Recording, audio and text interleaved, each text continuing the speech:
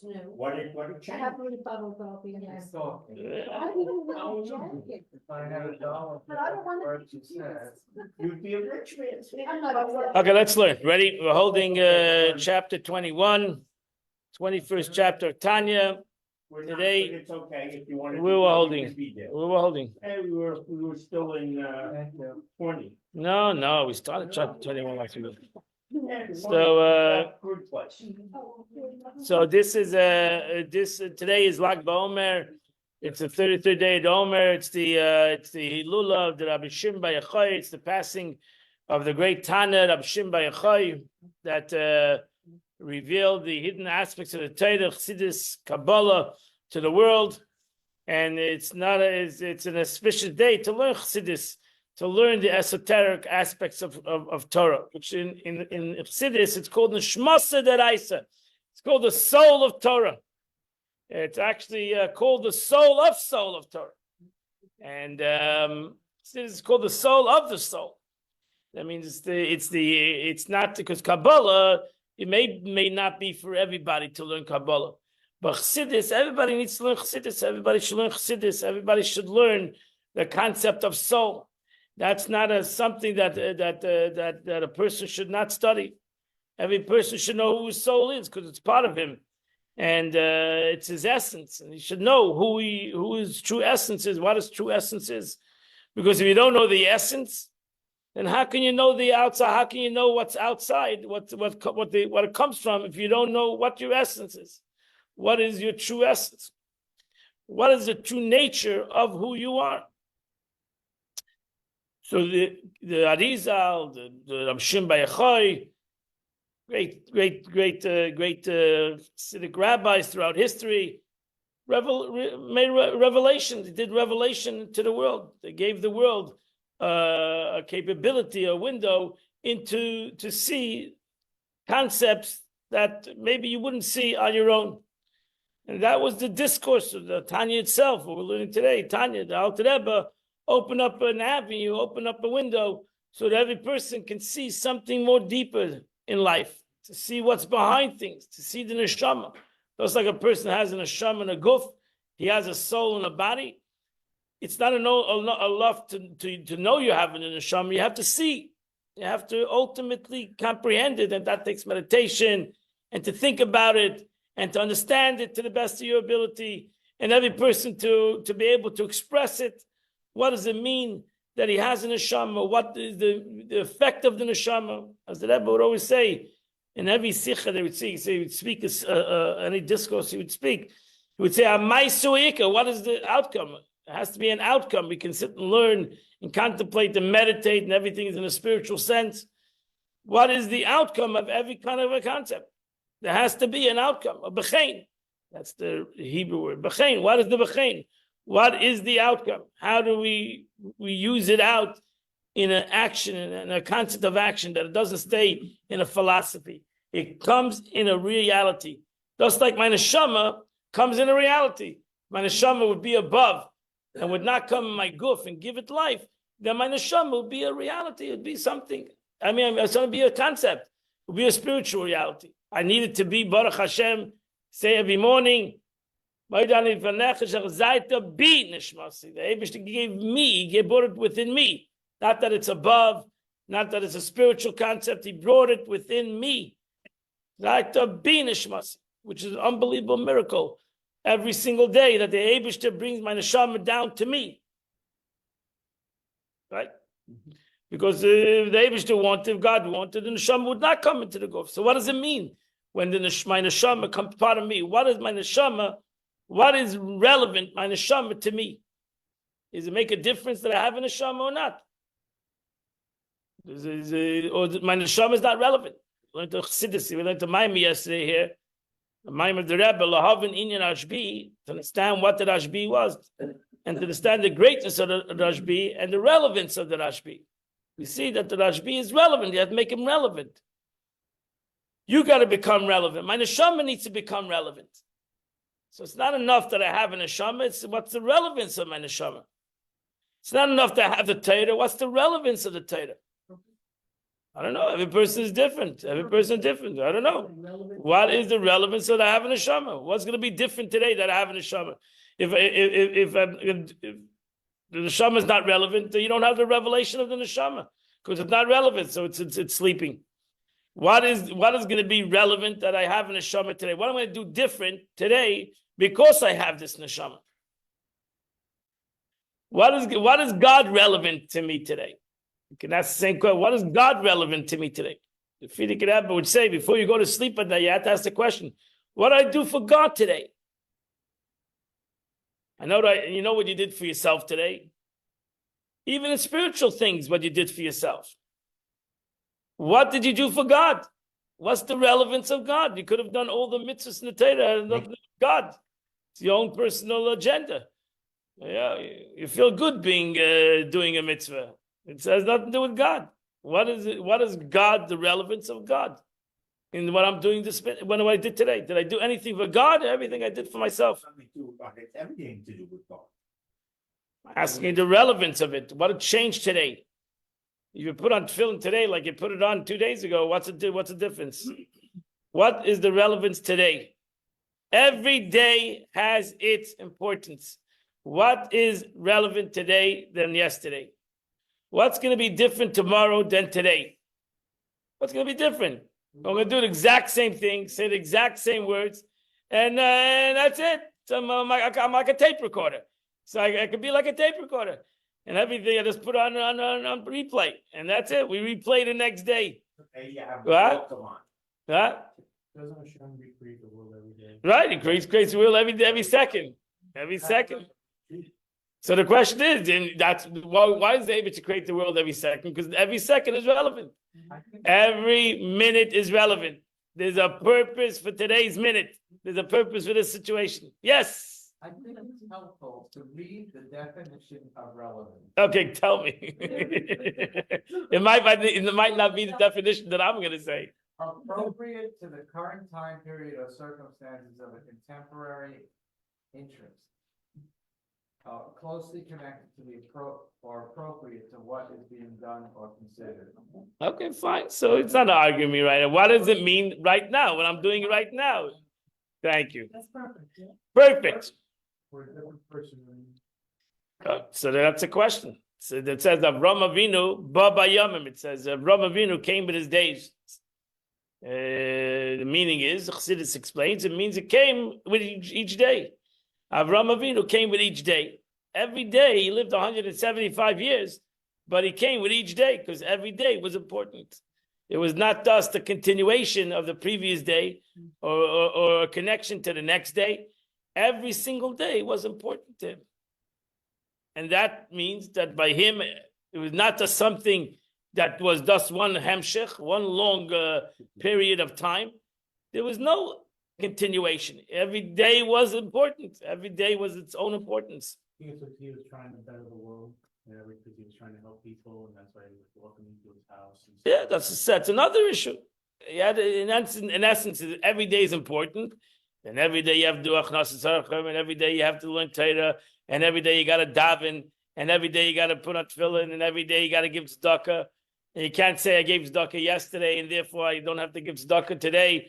I got to do every day the mitzvah because every day has its importance. Every day has its. You see, actually, when you daven, you say a shir shel yom every day. Every day has a different shir.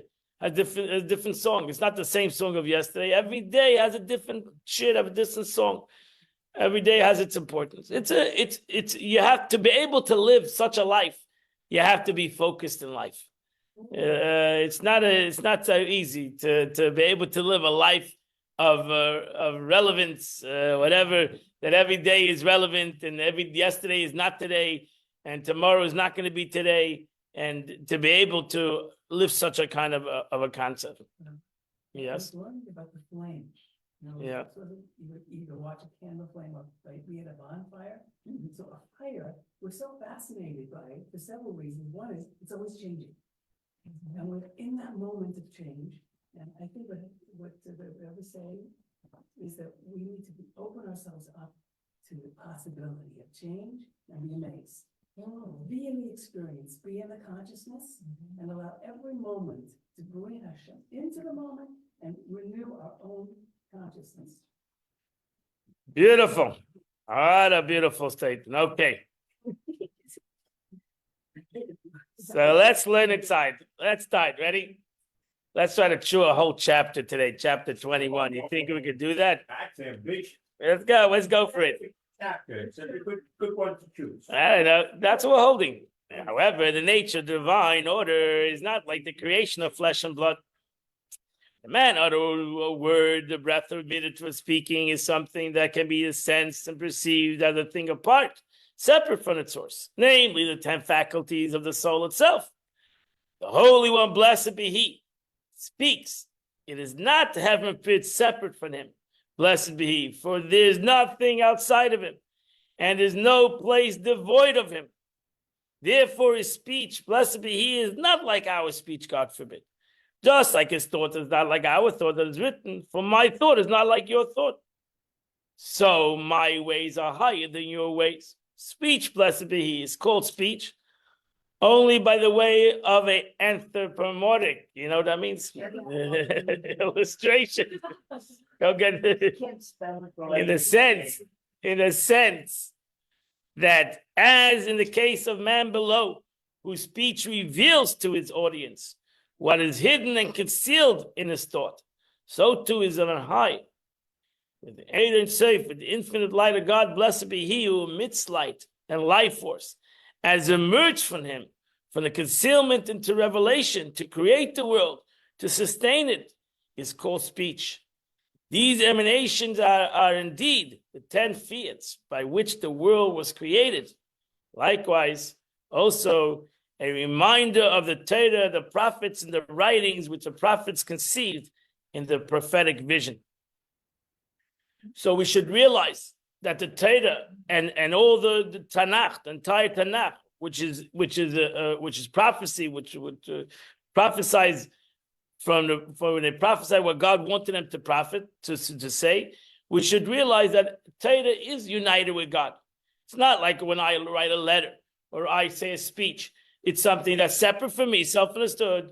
It's something that I can change it. I can retract it. I can say I made a mistake because it's something that's not that ultimately is not me. I speak not for myself. I speak for somebody else. I don't need to speak for myself. So therefore, a lot of big rabbis, big Talmidei Chachamim, didn't want to speak. It was not the thing that they wanted to speak. They spoke because they had to speak. Because if they wanted to influence the world, they had to speak. But not that they wanted to speak. Why? Because who would want to bring out to diminish his thought into speech? That's why people got nervous and people bother them. 25 cents for your thought. I don't want to bring out my thought. I don't want to tell you my thought. I don't want to express my thought. What I'm thinking is for myself. Why? Because ultimately people take speech and they use it out. They don't use it correctly because it becomes something. That's why Lashon Hara is the worst thing. Because a person talks Lashon Hara, now it becomes something that's totally separate from him. It becomes something that it's left me. Now it can be changed and it can be developed. It can be made worse. The beauty of Torah, hopefully, if you use our speech correctly, then you take the Torah, you can take a teaching, and then you can make it greater. Lahagdil Torah ladira. That's why we should speak words of Torah, because we should take speech, expand something in thought. What a person has in his thought for a minute, he can speak for an hour. He's a good speaker. So he takes a thought, and now he speaks for an hour. He has the capability. You have to expand upon it. Speech gives you the capability of expanding something. Well, maybe you could speak for a whole top ranking. Yeah, it's not limited. Speech is unlimited. That's the beauty of speech. It's truly unlimited speech. There's no limit to the concept of how much you can speak. A person can speak and speak and speak and never-ending concept of speech. So to the Eibishter, that's why the Eibishter is called Lahagdil Torah Adira. The Eibishter wanted that came in speech, so that it will become bigger. Torah would become bigger. The humans who take the Torah and who expand upon it. It would go from the Torah, it would go from Torah Shebiksav, it would go to Torah Shabbat Peh, it would go to Mishnah, it would go to the Gemara, it would go to Shulchan Aruch, it would go to like a library I have over here, which is not a very big library. Because speech was given for the concept of expanding. The difference between Torah, all this library over here, is all connected to God. Can't separate anything of Torah from the Eibishter. Everything in this library, that's why the Mishnah says, Kol mashtam avasav chadish, anything that anybody will expand on Torah was already given at Mount Sinai. Was already given at Mount Sinai. Why? Because in the Torah is the expansion. Because the Torah is God, and God is infinite. And the Torah for the Torah is ultimately infinite. Thank God, regular speech is finite, and it should be finite. So that's why it says, the best thing would be if you'd be silent. If you're not going to talk words of godliness, words of Torah, the best thing would be if you don't say anything.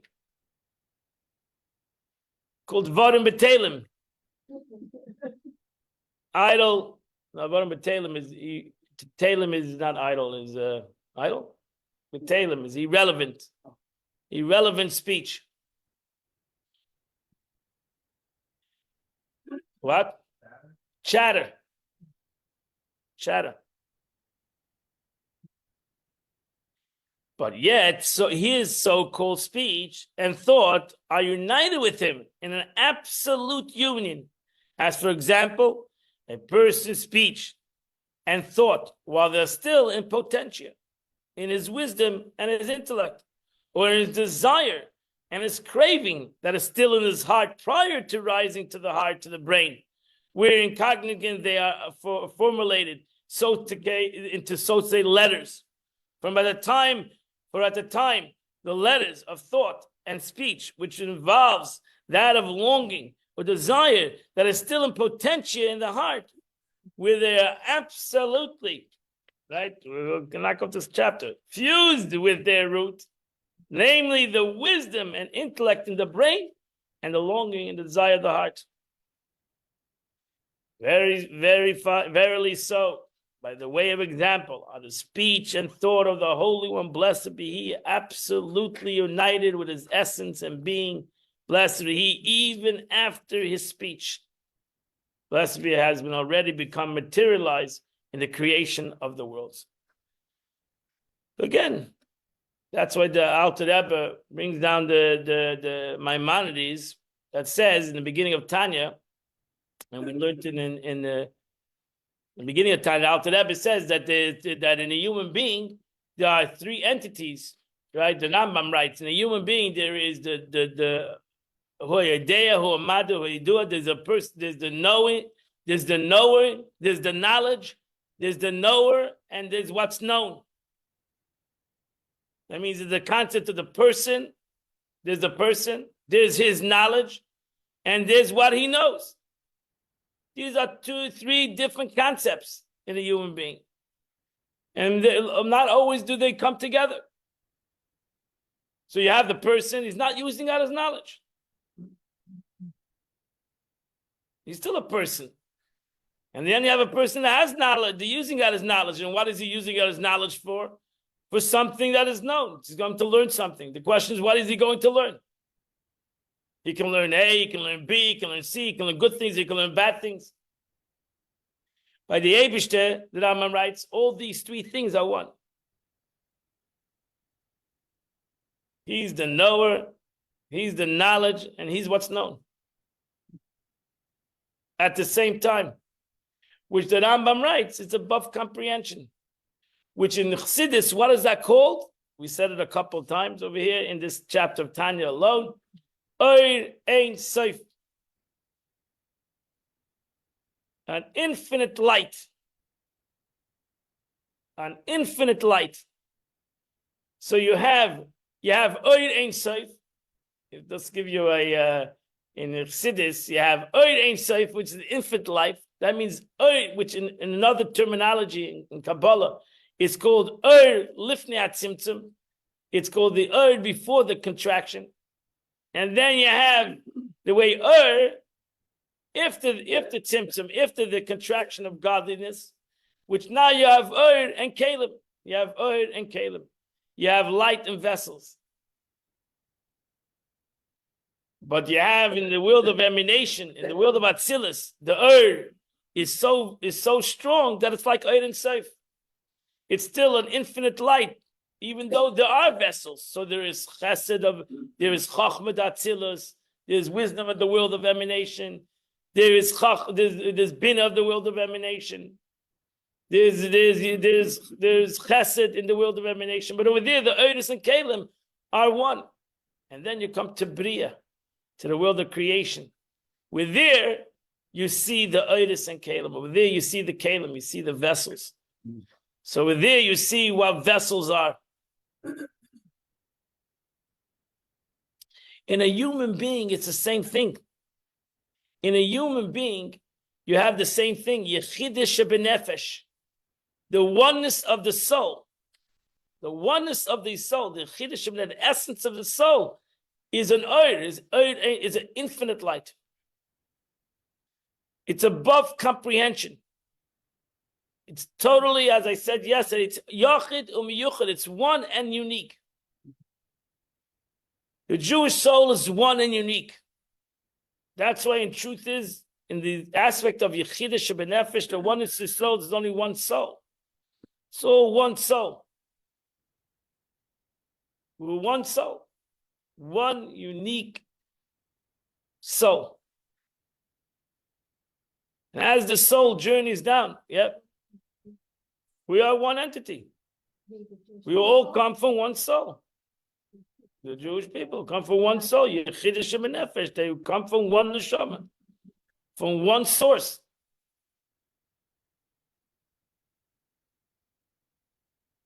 There's a concept of where the Eibusha says you are responsible for each other.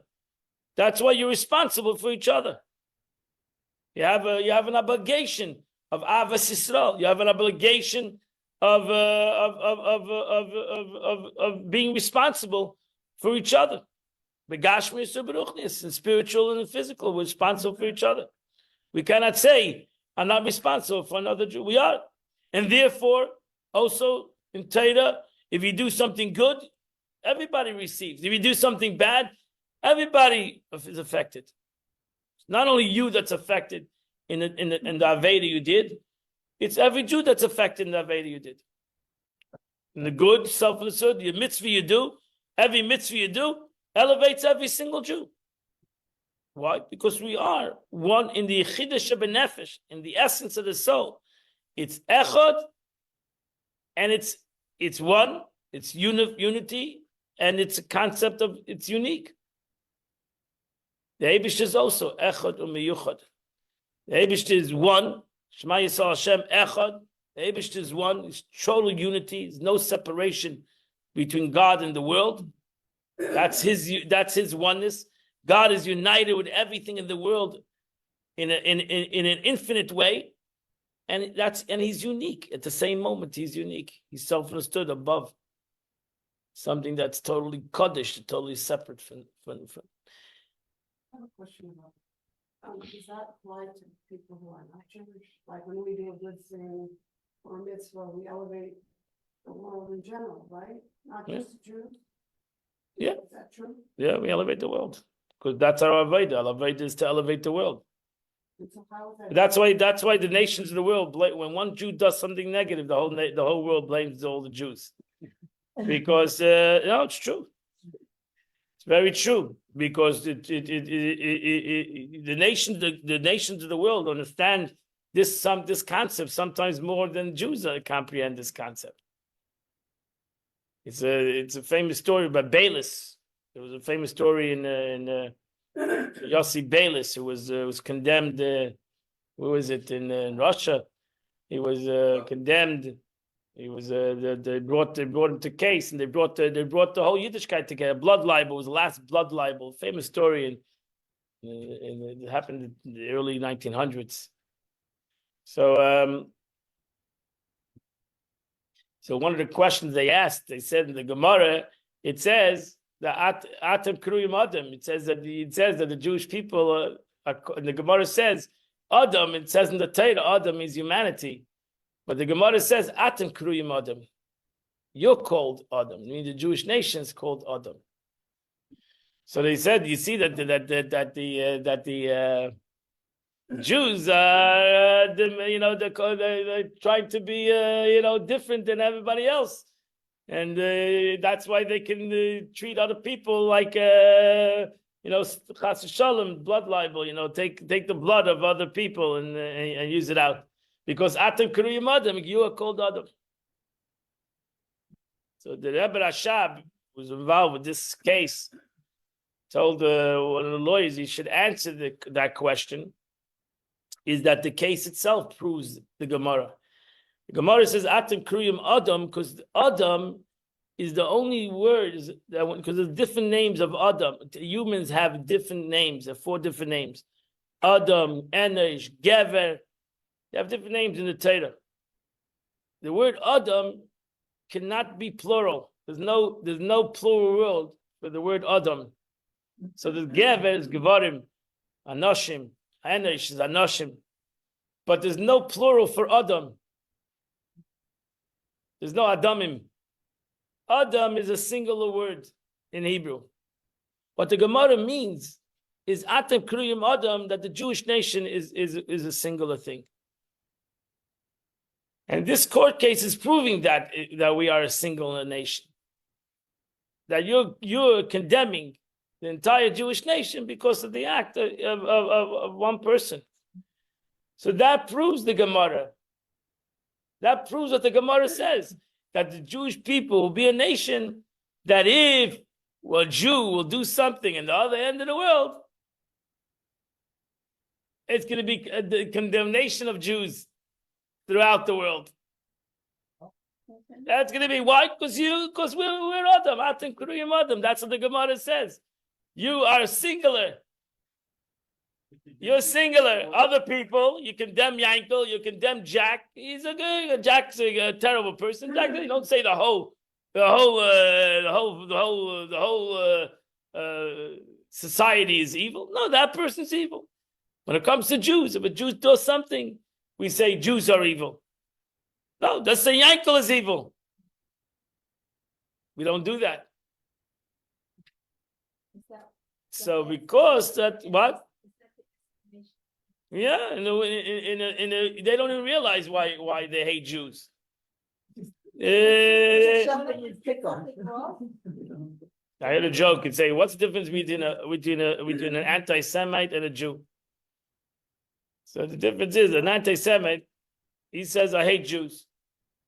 Then you ask him, "But what about your doctor?" "Oh, that Jew I like." What about your lawyer? "Oh, that Jew I like." What about your accountant? "Oh, that Jew I like." You ask a Jew, he says, "I love every Jew." What about the guy you're sitting next to the shul? "Oh, that Jew I don't like." That one I don't like. I like Jews, but that one I don't like. That Jew you don't like. That one I don't like. So you're saying anti-Semitism is yourself if even one person in the Jewish nation did something wrong? Yeah, we see that. We see that openly. One thing the Jewish people do wrong, everybody's blamed for it. Right? If you do something wrong, that's why it's called a Chil Hashem. The person that does something wrong, and now they blame the Jews because you cut somebody off, right? Let's say, surely if you're wearing a yarmulke and right away they say, "Oh, look at Jews." What do you mean, look at Jews? Look at you. It's credit for things. No credit. Nobel Prize. Yeah. We have more Nobel Prizes. Yeah, who cares about that? But but that's true. But that's true. It's very true. You should realize because the world's negative. That's why they pick on negativity. This week we Whatever. issued an arrest warrant for Netanyahu Yeah, for defending the Jewish people. yeah. Well, into the whatever. That's the way it goes. The geniuses of the world, the Hague, the geniuses of the world. The Supreme Court of the world, Pashit, is going to talk about Jews. He's going to give us, tell us, he's going to give Not us. on your hand, you're a bad Jew. So, You're a bad what? Jew. But we should realize, because we are Taka one. We are Taka one. You know, Rabbi Shimba Yochai said, Halachi she'esav seino liyakov. It's a halacha. It's a halacha. It's not even something you can even condemn them. It's in the Eibush to put it in the system. It's halacha. When you say something is halacha, it's a law, that means that's the way it is. They don't even know why they hate Jews. They don't even understand it. You go talk to them, you see all these videos. They don't even know what they're talking about. They have a natural, almost like a natural hate of Yidden. It's sad. Like It's a sad predisposition. Yeah. To hate Jews. We have a predisposition. What do you to do? love Hashem, What do you do? and they What do have the opposite. But why do they hate Jews? Because they don't understand this concept. They don't understand. The Yid came to bring the world this concept, the concept of the oneness of God with the world, the concept of unity. What does a Jew want? A Jew wants unity. A Jew wants peace. A Jew wants kindness. What does Jews want already in the world? They want to have a world of revelation, a world of goodness, a world of kindness. Shalom and peace in the world. What does a Yid want? Happiness, joy, simcha. And a good corned beef sandwich. 100%. With mustard and pickle. My toasted raw. Dressing. Good nice and dressed. Guys, let's not look at food. Sorry. Yeah. Now we're ready. Food, you cannot do it. The Jews talk about food, yeah. That's why they blame. That's why they blame. Hey guys, come back to the Tanya. Wait, I'm hungry. I gotta. Come back, relax. That's why they blame Jews, because of the Galileans. What's the difference between a Jew doing something good and elevating every other Jew and a Jew doing a mitzvah or something good and elevating the world? Because I learned that. They're interconnected. Once I became Orthodox, is I learned that when I do a mitzvah, I could change the world. You do it. How is that different than elevating other Jews because we're one? Is there a difference? No, why is it a difference? I don't know. Same thing. It's the same thing. Same thing. Just like you have the concept of a family and the concept of the nucleus out of the family. So they're the same thing. So for the happy family, good family affects the world in the aspect of goodness. So having a healthy Jewish nation, you have a healthy world. And they go hand in hand, because you can't be healthy as a Jewish people without having a healthy world, as you see. So it's impossible to live as Jews in betach, in security and tranquility if you have a crazy world. And that's why the blessing is that we should have yeshaftim ba'aretz betach. If you see in the Pasha, you'll live. The Torah says you'll live in your country with tranquility, betach, surety, security. Right? It's very hard to have everything if you don't have security, if you don't have tranquility. When you have neighbors that want to kill you, so it's extremely difficult. Such a kind of existence, and so we need to bring the world to a better understanding of the world, of the humanity. Order I want pastrami. Okay, let's stick to the Tanya. Let's go back to. It's not a yeah. Non-Jewish people ask me, why does everybody hate the Jews? Like, what do you say to these people? You can't say In this life. like they're really bad. I don't know. I don't have the answer. I don't have the answer to the question. I don't know why I hate Jews. I have no idea. The answer is that it doesn't make any sense. The answer is Yes. Oh, that Judaism, and they know it, invalidates their own religion. It invalidates all the other religions. It doesn't invalidate, it just leads to question. Judaism is not here to attack any other religion whatsoever. And everybody should believe in whatever they want to believe in. They should believe in God, self-understood, which most religions do believe in God. And as the Rambam writes, that the Eibishter allowed these big religions because he knew that it just needs to be tweaked. It doesn't need to be changed. It needs to be tweaked, and meaning that they have that their belief is some truth in it, but they have to just tweak it, change it a little bit, and because ultimately everybody believes in God. It's a little bit famished, their religion. It's a little bit famished. But it's not going to be hard to change the world. You see that the world is not a problem with belief. It's by Jewish people belief is a problem. By the nations of the world, belief is easy. Most people believe. They believe. Okay, let's go weiter. We were holding. Let's go weiter. Let's learn. The left column. Let's learn. Verily, we got lost in the foods. Verily so, by the way of example, our speech and thought, or the Holy One, blessed be, absolutely united with his essence and being, blessed be he. Even after he speaks, I said this already.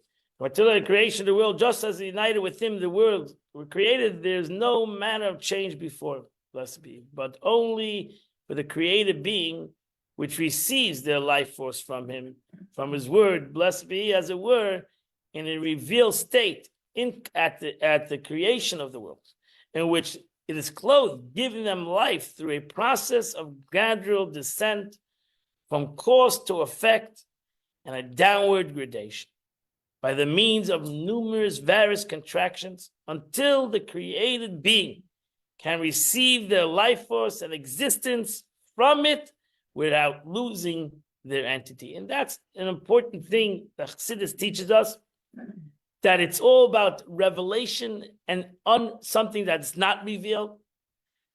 Self-assured the Eibishter Ein Sof, infinite light. The Eibishter wants the concept of The Rebbe would say, Anan, Paula, the Imam and Anan. The Gemara says, we are the workers of We're the workers of light.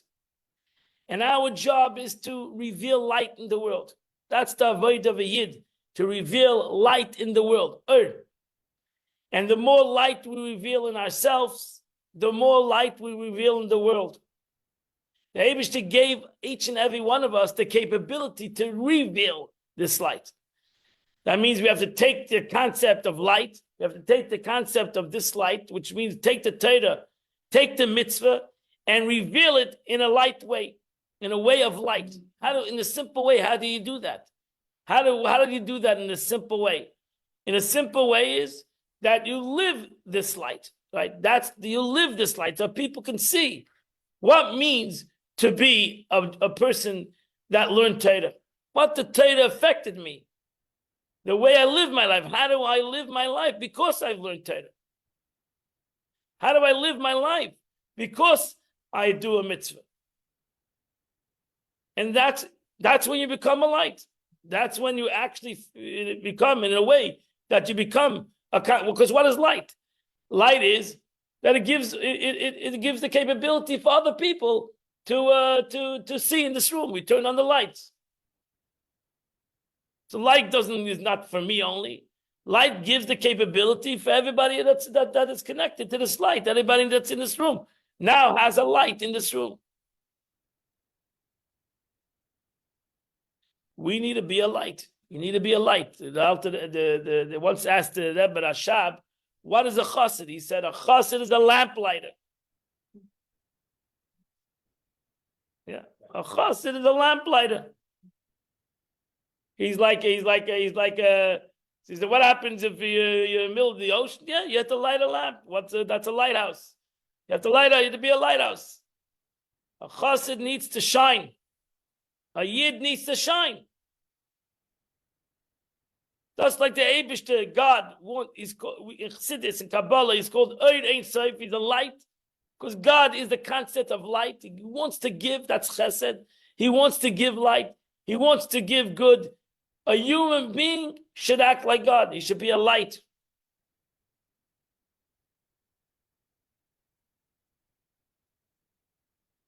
A human being should shine. So therefore, Chassidus says that this contraction, that's why this contraction, when we call contraction by God, this contraction, which is Gevura, Chesed, the light wants to shine. The Eibishter contracts this light, that's the greatest kindness that God did. This contraction is more kind than the light, because it gave the capability for me to shine.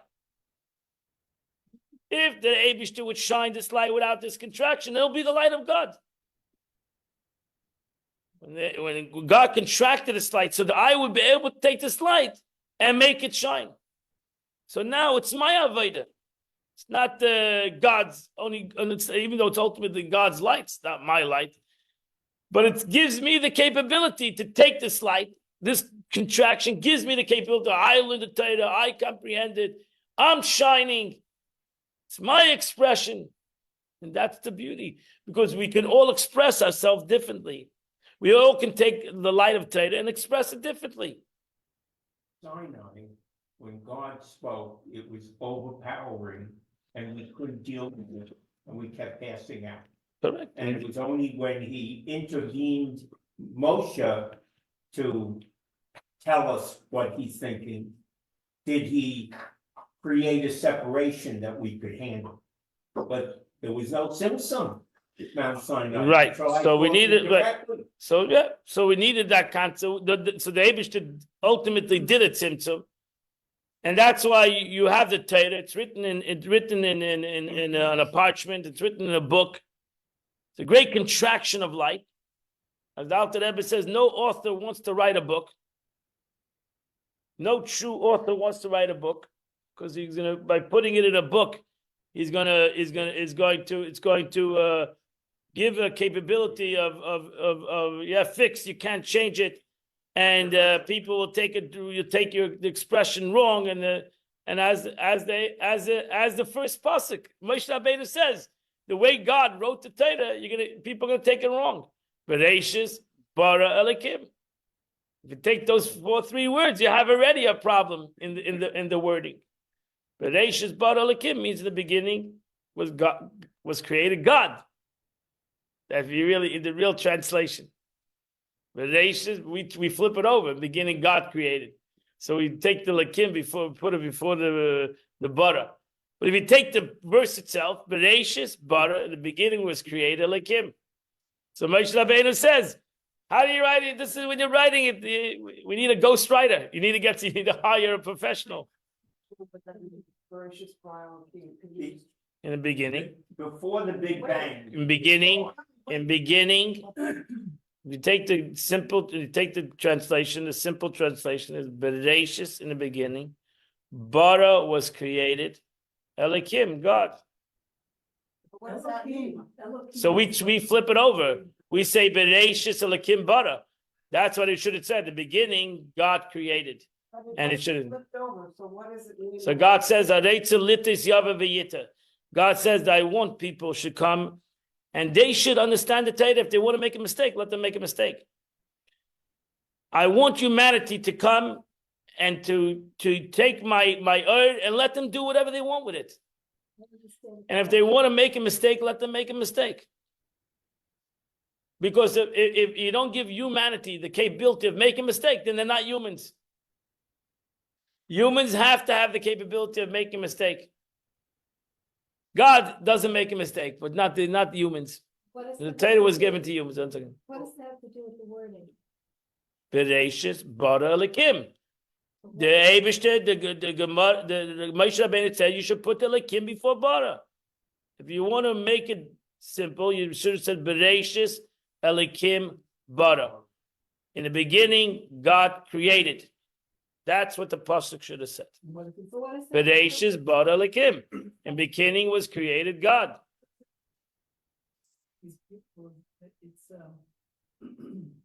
Hashem had to create a part of him to create the world, right? So it's not Adam Sham. No, the Sidis it makes sense. Bereshis bara Elokim. Elokim is Gevura. Bereshis bara Elokim. The Eibishter created Gevura, which created the concept of the world. What differentiates us from animals is our ability to question things. Animals don't have the ability, they follow Hashem's rule and they follow. Beautiful. The ability to make a mistake. So the first thing is what you have to ask questions, you have to deal with the one, you have to codify. That's why we have, Yeah. expounds. So that way, right there. Beautiful. We have They're beautiful. You can. I'm telling you, you could take those. That everything is that in that. When you say Beresh, actually, what I just said, Beresh is bara lekim. See this? It does make sense. In the beginning was created. Why say Beresh is bara yutke vavke? It doesn't say that. It says Beresh bara lekim. So we know that lekim is teva, is the concept of this contraction.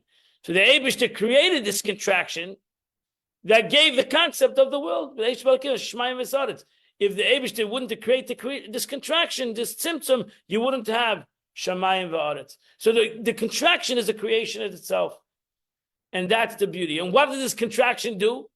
This contraction gives the capability of human thought, gives the capability of human change, gives the capability of human development. That Elikim gives the capability to the whole concept. So that's after the Eibishter created. But still, a person can make a mistake. That's the problem. Still, a person with all these interpretations, still a person can come and make a mistake.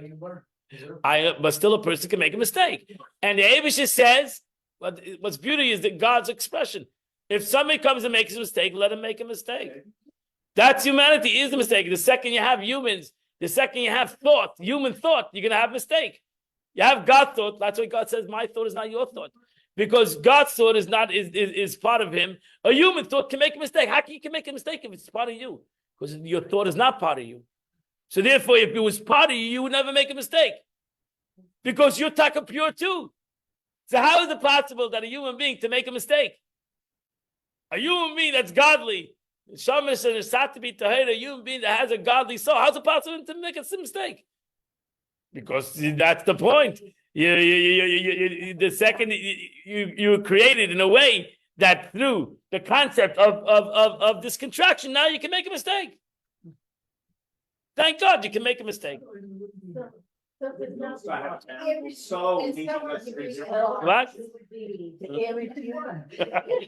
What's the matter? Yeah. That's why he gave us the. Yeah, it all comes from the same thing. So all comes from Elikim. It all comes from Shem Elikim. If the Eibishter, that's why it says Mashiach comes, it will be a revelation of a Shem Havaya. It will be a revelation of God's name, which then everybody's not going to make a mistake again. That's it. You won't have a Yitzhara. You won't make a mistake. Everything will be perfect. You won't make mistakes. But then you're going to have a boring life. So, I'm getting older. I can't afford to wait to shoot. no, Mashiach's coming today. So you understand? That's the whole. You understand? So if you learn, that's the beauty of learning Chassidus, to be able to get take a pasuk in the Torah, and to get a beautiful concept from it, and to learn something from it, and from these three words of the Torah, Bereshis bara lekim. Imperfection. What? I just said embrace, we need to embrace your imperfection. Right. The truth is, it says in the pasuk. It says in the pasuk that there's no tzaddik that doesn't have it. There's no human being that doesn't have imperfections. Every human being has it, but that's the beauty of humanity, that it's imperfect. Not that the imperfections is negative. His imperfections is his beauty, and that's the beauty of the concept of Elikim, right? And that's what we say, Shema Yisrael Hashem Elokeinu Hashem Echad. Even though you have these two concepts of the two names of God, Yud Kei Vav Kei, which is infinity, and you have the concept of finite, which is imperfection, but they're all part of godliness.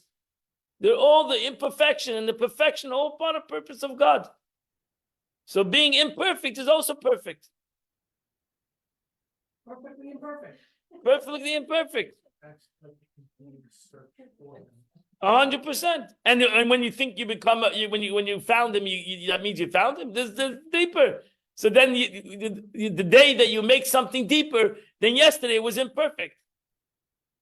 That's why each day has another thing. If you just continue the day, then you're still in imperfection. You have to make today's perfect, and tomorrow's perfect makes today imperfect.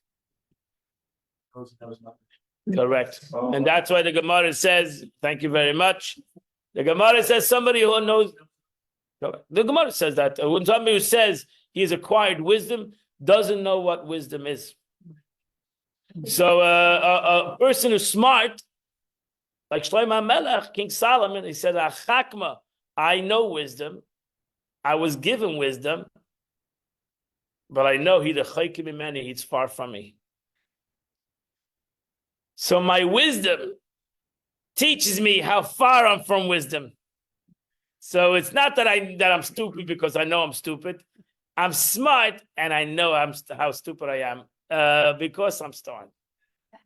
It's a journey. Because I realize that the Torah is part of God, which is infinite. So I'm still stupid. Lucky. You're pretty lucky. Okay, you don't like the word stupid. Okay, I'm imperfect. I can be smarter. I can be much smarter. And that's the journey. That's the true journey. So if we realize that the Eibishter, because we look at speech, the Eibishter, Baruch Hashem, came in speech. We're only trying to say the Eibishter came in speech, Pashut, so that we, as human beings, will be able to connect to him. If the Eibishter wouldn't have come in speech, which is a great contraction to himself understood, not to him. The Eibishter, the notion is contraction, the notion is a temptation by God. Because it's all from him. The light, the infinite light, the finite light, it's all part of God's existence. But to us, thank God, the Eibishter has within him the greatness of this contraction, which is the greatest kindness that God could have done. And he gave the Torah. That's the Eibishter says, the greatest kindness I've done to humanity is I gave them the Torah. The greatest gift I gave them. Which a Torah again. You say the Torah is a simple pasuk. Right? Even a 5-year-old child can understand the Torah. That's what the Gemara says. Where do you find the greatness of God? The Gemara asks, where do you find the greatness of God? Where you find his humility.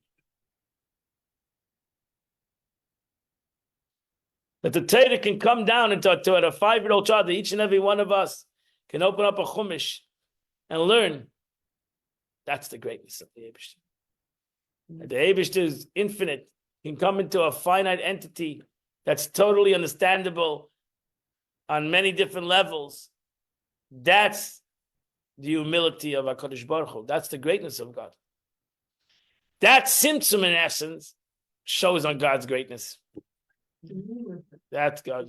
To us, it shows on God. To us, it shows on God's greatness. Well, that's what it says. But it's very hard to be humble, right? It's not easy to be humble. Just love people like the Eibishter. Right. Gevura gives space to somebody else. That's the beauty of Gevura. Gevura gives space to somebody else. The Eibishter gave space to me and you, which is the greatness of a country. But he gave us our space. The Eibishter says, come, make a mistake. Learn Torah, make a mistake.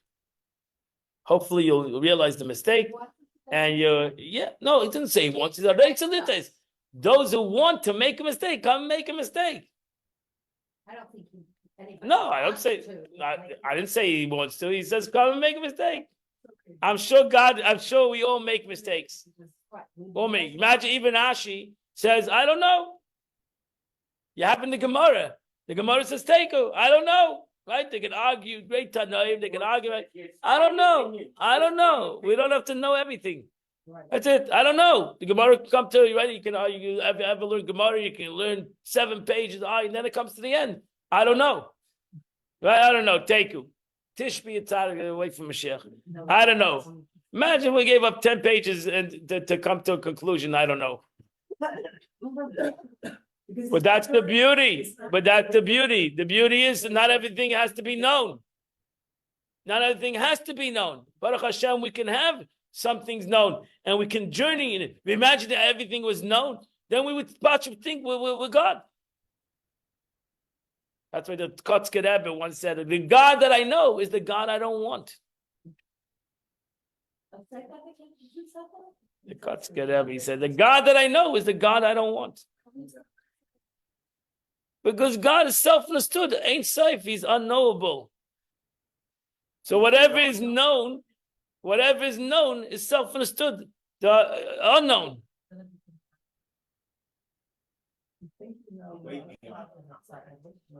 he's way beyond us. Yeah, but at the same time, Abishter wants you to comprehend. He wants you to sit alone. He wants you to sit alone. Rashi says, in Bechukoisei Telechu, does this week's parsha, I gotta end, I have this program. In Bechukoisei Telechu, Rashi says, Shetiyu amelim b'divrei Torah. You need a harva, you need to amelim, you need to labor in the words of Torah. You need to labor. You can't take Torah as a side, novel. You need to harva, you need to labor in the words of Torah. You need to labor. You need to make mistakes. You need to come to you need to not let go. You need to come to ultimately a conclusion. You need to labor in the laws of Torah. And if you labor in the laws of Torah, you'll find it. God bless you all. Happy Lag BaOmer. Come out to the park. Bring water with you. And keep hydrated. What? And bring Mashiach. Amen. Bring Mashiach. Abishim Bayachai.